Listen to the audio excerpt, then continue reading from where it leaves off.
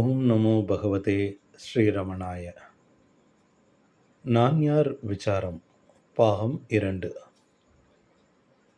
மனதை சைக்காலஜியின் மூலம் அறிதல்.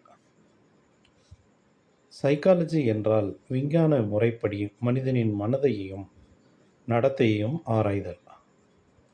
சைக்காலஜியின் தந்தை சிக்மண்ட் ஃப்ராய்டு ஆவார்.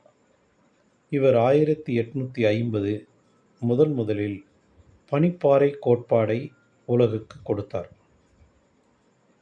Conscious mind, subconscious mind, unconscious mind என்று 3ஆக பிரித்து வகுத்தார். இதே நமது முன்னோர்கள் வேதிக் சைக்காலஜியில் சுமார் 5000 ஆண்டுகளுக்கு முன்னரே உள்ளம், மனம், புத்தி, சித்தம், அகங்காரம் என்று பிரித்து விளக்கம் கொடுத்துள்ளனர்.